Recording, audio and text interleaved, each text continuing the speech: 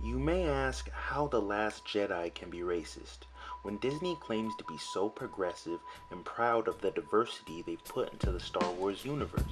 But the truth of the matter is, Disney is a business, and when all's said and done, their bottom line comes before anything else. To prove why The Last Jedi is racist, let's begin by looking at The Force Awakens and the budding romance between Finn and Rey. From the moment Finn lays eyes on Rey, it was seemingly love at first sight.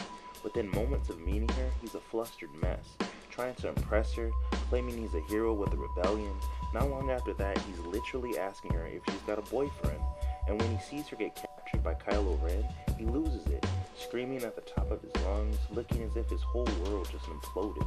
This leads him into sneaking on the Starkiller base, risking his life to save her, taking on one of the most powerful Sith in the galaxy to do so, and almost dying in the process. It's safe to say that aside from Finn's often bumbling nature, it's his undaunted love for Rey that's really his defining character trait, so much so that his first words in The Last Jedi is, "Where's Rey?" And yet this relationship, which was essentially the driving force behind the entire first film, is almost completely ignored, the two characters sharing only a few seconds of screen time together. But why is this? Well, as I said earlier, Disney is a business, and the one thing they care about more than anything else is profit. That means attracting the widest possible audience, and more importantly, selling the maximum amount of merchandise. And if you take that into consideration, one thing becomes blatantly clear. To appeal to the widest possible audience, Rey's love interest can't be black. This would simply alienate too large a swath of America's conservative white population. Just think about it. Rey's not just any character, she's the focal point of this entire new franchise. And more than that, she's a ploy to get parents to spend money. Little girls are meant to look up to her, dress up like her at Halloween, buy clothes with her face all over it, and most importantly, buy toys that look just like her.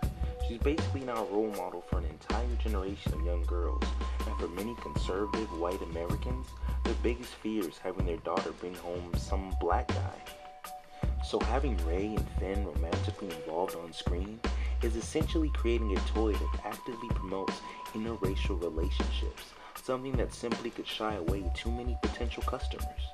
To prove this, let's get a little political. Racism is seemingly on the rise in America. It's slowly being normalized, with the likes of even neo-Nazis being defended by our own president, whose very presidency is in part due to the stoking of racial fears. But to gauge the temperature on certain parts of the country, let's look at the recent controversial Alabama Senate race between Roy Moore and Doug Jones. This race caused a national firestorm because Republican candidate Roy Moore faced several allegations of sexual misconduct. But aside from the sexual allegations, Moore was vocally homophobic, claiming same-sex marriage an aberration before God. He is also viewed by many as a racist, quoted as saying the last time America was great was during slavery, not to mention his comments about Muslim Americans, claiming they should be barred from serving in public office. But even with all this, he was still enormously favored to win, his beliefs really not differing that much from his core constituents. And yet, on election night he lost, Doug Jones claiming victory by the slimmest of margins, winning by a mere 1.5%. His unexpected victory being completely reliant on historic turnout from black women voters, while the majority of white women and men still voted for Roy Moore. The fact that he was a racist, homophobe, who possibly assaulted several women did nothing to deter them. In fact, it's something he had in common with Donald Trump, who most of these voters were strong supporters of. The point being, this election illustrates the closed-minded mentality of many conservative white Americans living in red states across the country. The truth being, as consumers, these people are less likely to buy a doll if it encourages their little white girl to fall in love with a little black boy. So how did Disney even get in this situation? Well, at first they didn't have many options. When they handed the reins of Star Wars over to J.J. Abrams, they had to trust in his vision to reboot the franchise. This first film would prove if the expanded universe would sink or swim. He made daring moves and created characters that had a deep mythos. The film did follow a basic storyline, but it was extremely creative. You could tell J.J. had a deep love for the material. In comparison, Last Jedi reeks of a think tank approach to filmmaking. It shamefully panders to young children, with the likes of porgs and other cutesy alien creatures jammed into the film for the sole purpose of selling toys. It also turns a film that should have been much more dramatic into a family-oriented farce, as the film is crammed with jokes, quips, sight gags, and slapstick the likes the Star Wars universe has never seen. The film literally starts off with a prank call / your mama joke. This tone is markedly different from The Force Awakens, and is much more family friendly, meant to cater to the widest possible audience. With The Last Jedi, it's clear that Disney was in full control of the franchise, and that selling merchandise and mass appeal would be the driving force behind this movie. With that being said, they would have to find a solution to the problem with Rey and Finn, and that solution will come in the guise of none other than Rose Tico. At first glance, Rose is a fairly ordinary character. She lacks the gravitas of characters created by J.J. Abrams, like Rey or Snoke, the Knights of Ren, or even Phasma. There's a mystery about all these characters. We want to know more about them. But with Rose, what you see is pretty much what you get. She feels like the concoction of a Hollywood committee. She even fits nicely into Kathleen Kennedy's feminist approach to the franchise, giving it yet another strong female character. She's ethnic, which satisfies the face of diversity Disney is trying to push, and Asian, which targets a whole different demographic. In all these ways, Rose seems more like a calculation than a character.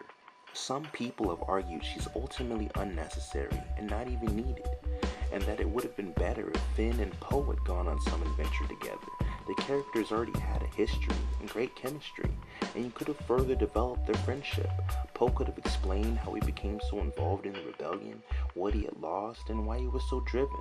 This in turn would have made Finn a true convert instead of a simple victim of circumstance, making his attempted sacrifice at the end make all the more sense.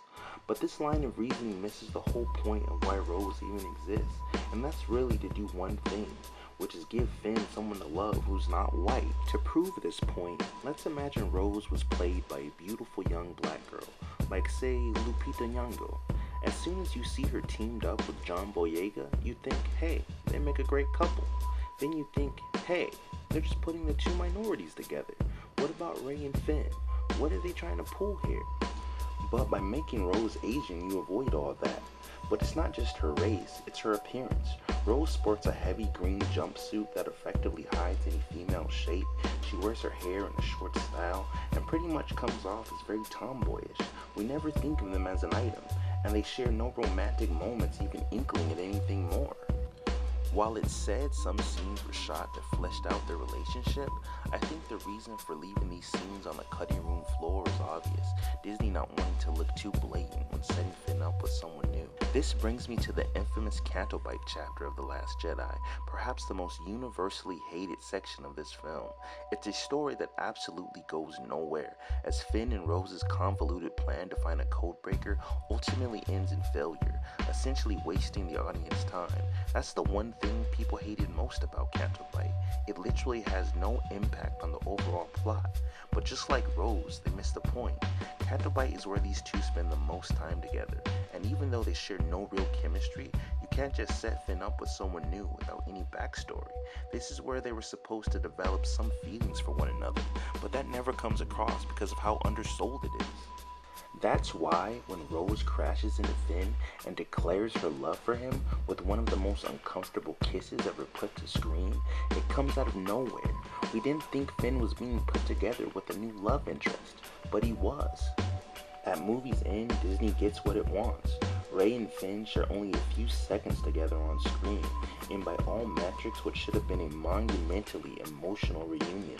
I mean, the last time Finn saw Rey, he was bleeding to death, passing out in the snow, and the last time she saw him, he had almost died protecting her.